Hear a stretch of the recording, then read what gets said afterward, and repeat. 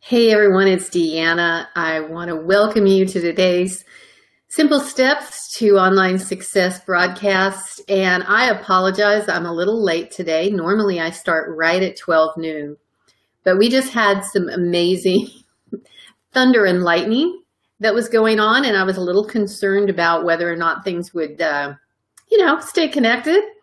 So I pushed it back 15 minutes, and surprisingly, of course, it's cleared up. Well, not totally cleared up, but it's not pouring anymore, and it's not thunder and lightning. And it was so weird because my poor cat Buster was sitting here to my left on my laptop computer where he likes to take a nap occasionally. And I saw the flash of light, the first flash of lightning. And I just kind of went, oh, and he kind of looked over at the window, and then there was just the loudest clap of thunder I think I've ever heard. I swear to you. And he flew off my desk, digging his claws in my thigh as he crossed my lap and disappeared down the hallway. So he's fine. He came back. He's okay. But yeah, it was some really, really crazy weather. So I want to welcome you if it's the first time that we've met. My name is Deanna Fenton.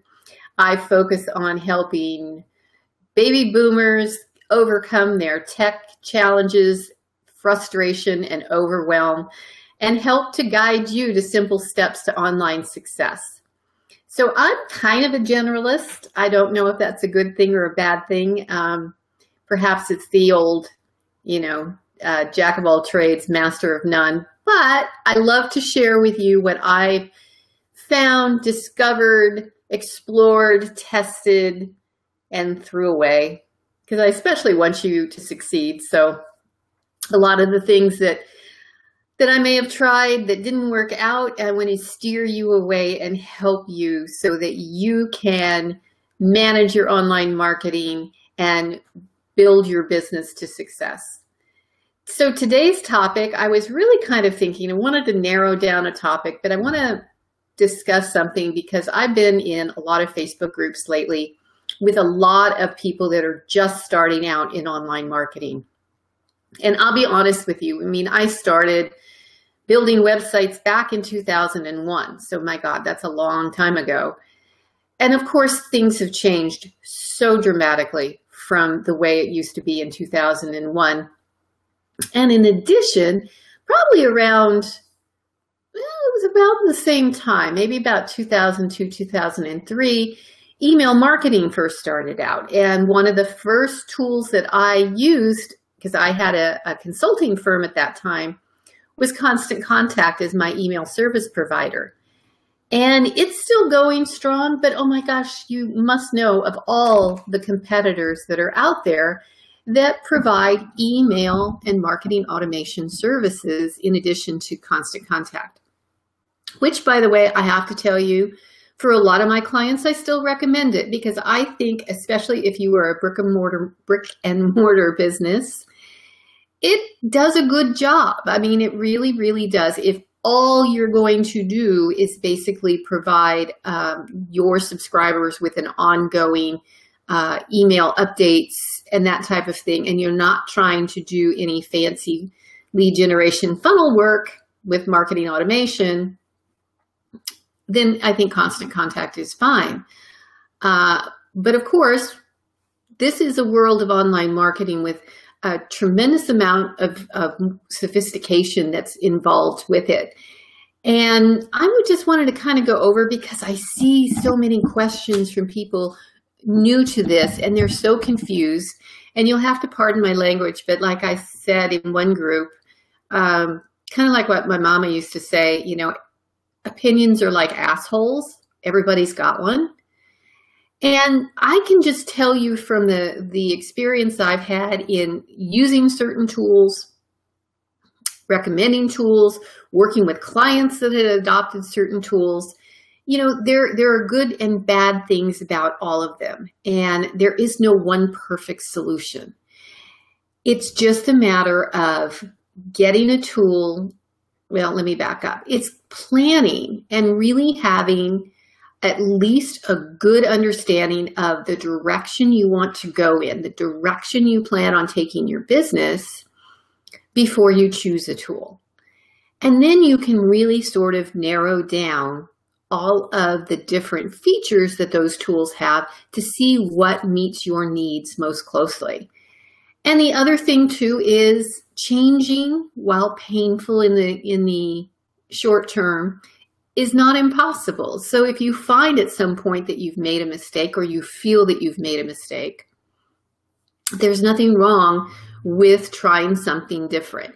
It will involve some work depending on what it is that you're transitioning from. There will be some work. So I want to cover high level because I could go on for hours on each one of these things, and none of us have time for that. So let's talk about the number one question, and that's website platform.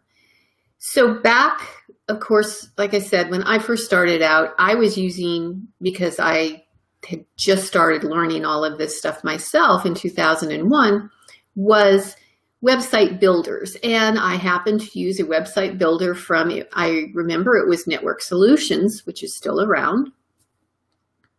And obviously the benefit of it was I had no coding experience at the time. It was easy and fast for me to get a website up. So those are options, but today we have so many more options. And it comes down to your confidence level in the longevity of the platform. And this is what I mean by that. We talk about WordPress, and I am a big fan of WordPress. That is the type of development my business has done for over 7-8 years. We've done nothing but WordPress. And before that, we were using a tool called Dreamweaver just to do, CSS and HTML websites. But the benefit of WordPress has always been the ease of use for people to be able to, without a lot of coding experience, have something that they can manage themselves. It's also, the advantage has been WordPress.org, not WordPress.com, which WordPress.com is a much more limited version of WordPress. WordPress.org is the perfect example that I use all the time about building a house. If you have a strong foundation and you have a blueprint of where you want to grow and expand from, WordPress.org would be your foundation, because it's what they call a self-hosted version. Self-hosted means you can choose where you place your WordPress files. And I probably should have added this as a topic too. Hosting companies there's just tons and tons of hosting companies these days. That's another one that's difficult to choose from. But once you have a platform where you have the flexibility to move it, if something in your hosting environment goes wrong, if you don't like the customer service, if the reliability of your website being available for website visitors to even view is poor and you want to leave, if you have a WordPress.org site self-hosted, you can move it. A lot of hosts will also migrate that, meaning move it for you, sometimes free, sometimes for a moderate fee, but you have control. Now, there are other platforms, Wix, Weebly, I said that funny, Weebly, Squarespace, that are already hosted. They have the platform. So it's kind of like, almost like WordPress.org or .com then, that you are limited, because if you don't like it, you can't easily pick up and take that website someplace else.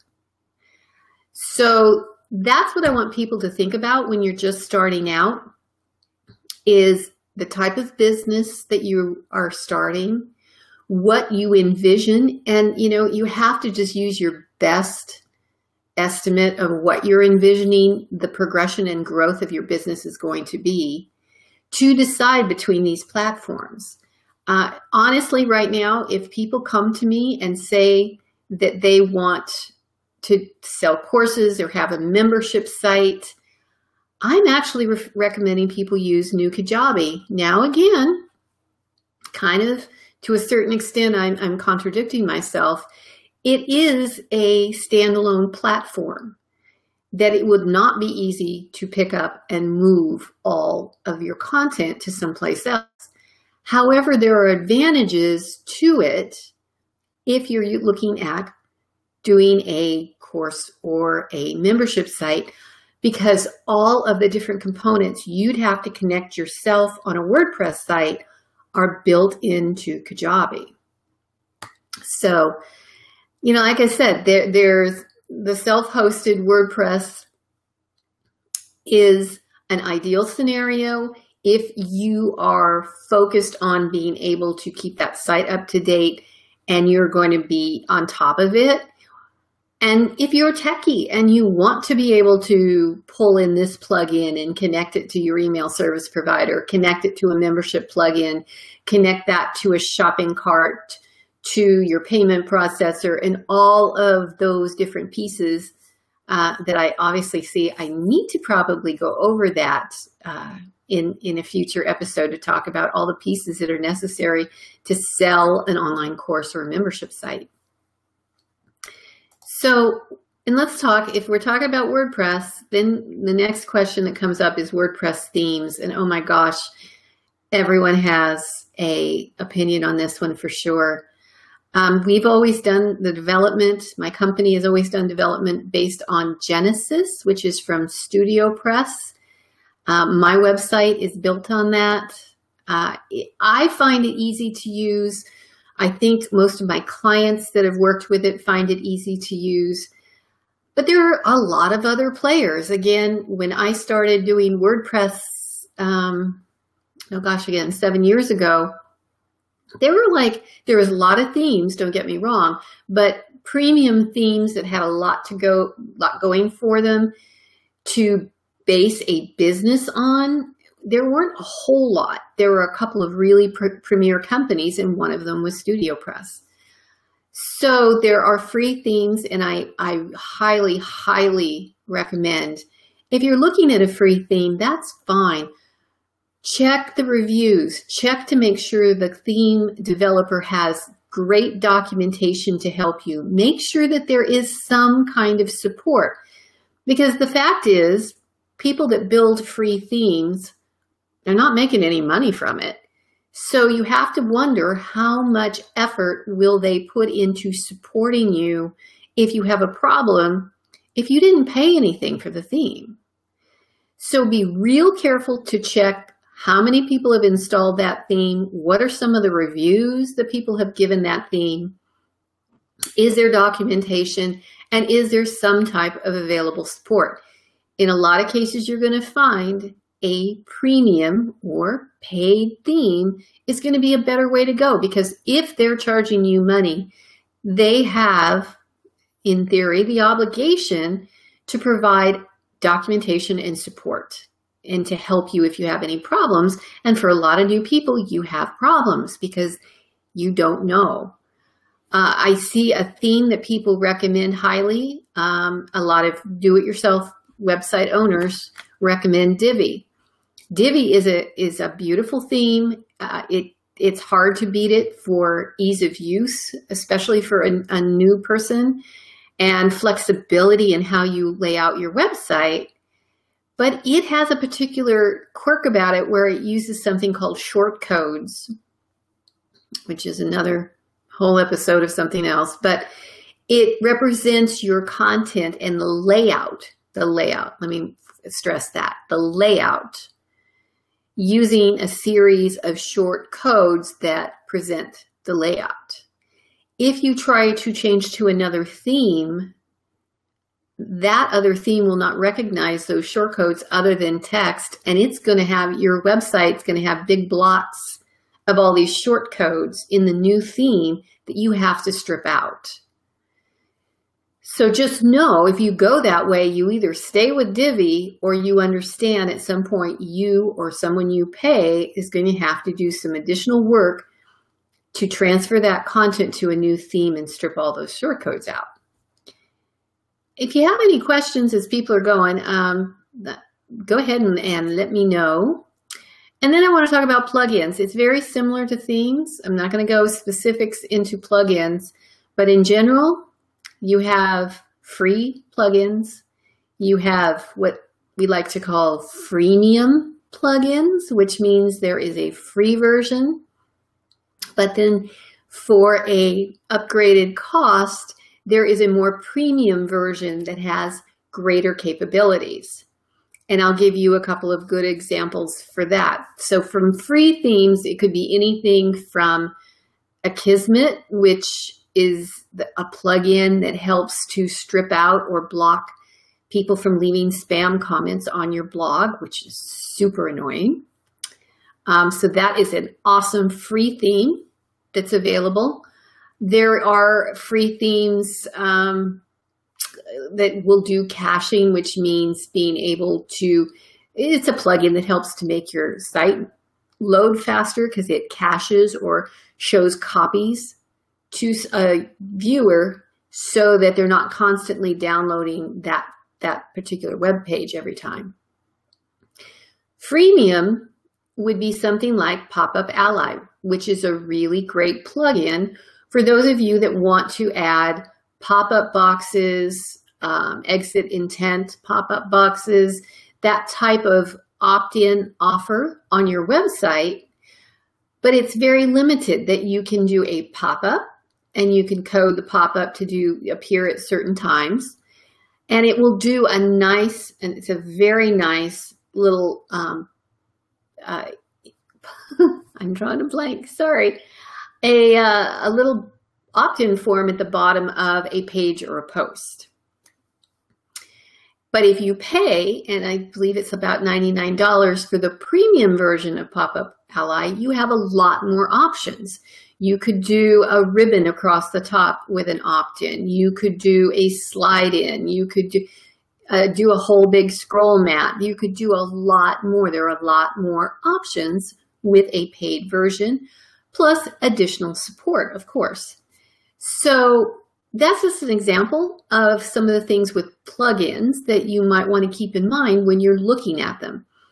One of the easiest ways to do this too is right from within your WordPress website, because if you go to plugins and you say you want to add a new plugin and you enter in a description of what you're looking for, it will suggest a lot of plugins, and those are all free.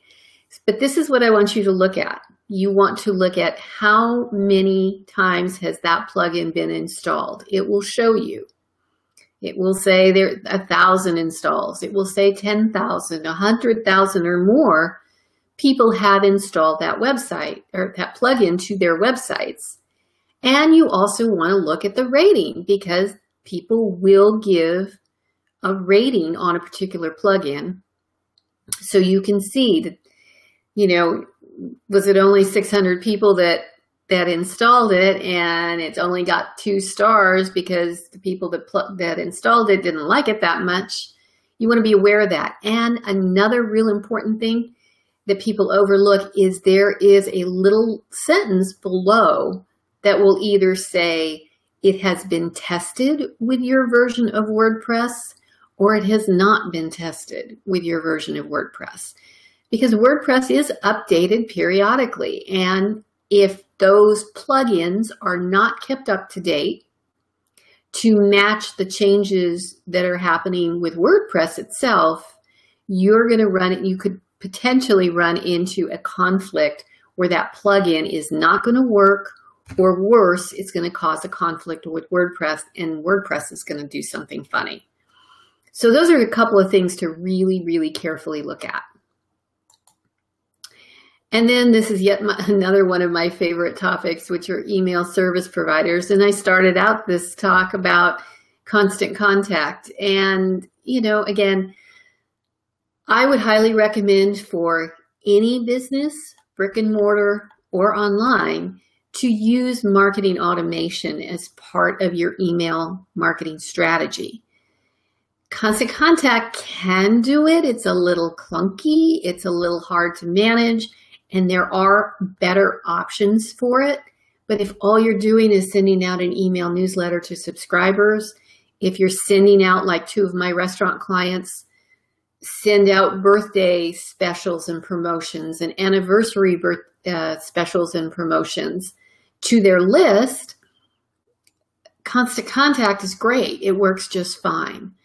But if you want to have people opt into your list, you want to put them in a sequence of emails where you start to introduce them to yourself and your business, what you offer, what's available for them, and you want to tailor messages based on people's interest. So you want something a little more robust. And again, there are just so many of these players now. I personally use ActiveCampaign. I like ActiveCampaign very well. It creates automations that you can say when people sign up through this particular means, you can add them to a list. You can tag them with something that indicates their interests. You can run them through an automation where they get 1, 2, 3, 4, however long of an email sequence you want to put them through to lead them to a particular offer that you have. And then you may take them out of that automation, put them on your main list, but then down the line, you have them tagged as an interest. You may want to send specific promotional broadcasts just to people with that interest. So there's ActiveCampaign, there's ConvertKit, there is Drip, which is getting a lot more interest these days. There are lots and lots of these. And along those same lines, I just want to let you know that I've tested yet another Facebook Live platform. As always, you know, I love my BeLive platform, but I get frustrated because I can't screen share. So I was introduced to another option called Crowdcast. It's at crowdcast.io, and I've tested that the last couple of days because it not only is a webinar platform, meaning you can use it just like a GoToWebinar or Webinar Ninja or any of those others, but it has the option at the same time you can live stream to Facebook, YouTube, and Periscope simultaneously. So that is really a huge advantage for people that are really focused on, you know, providing content and marketing through webinars to their audience. It's a great tool. So I'd love to hear from you. I'd love to know what some of your favorite tools are under all of these different categories. And like I said, I would just wrap up by saying the goal is to really try and identify as much as possible your own motivation and your own business progression, how you anticipate it's going to proceed, and trying to match your decisions in terms of all these different tools based upon what you think your needs are going to be. And changing is sometimes painful. It may be necessary, but it's always possible. So just keep that in mind. You are not locked into something forever. You can always change it, sometimes easier than others. And let me say real quickly, like switching email service providers may be much easier to change down the line if you have not created a whole bunch of different automations that you have to recreate. So anyway, love to hear your opinion. What are your favorite tools under all these different categories? And I really hope that you join me again next week. I'm going to have to see how I'm going to be able to pull this off, because next week I'm going to be visiting my friend in Phoenix. So I'm not going to be in the office. I will have a laptop with me, but we'll see what happens. And if you have any other questions, you can always reach me at Deanna at DeannaFenton.com. and visit my website to get more information about all of the services I provide, including the Encore Academy. So take care, and I will talk to you soon. Bye-bye.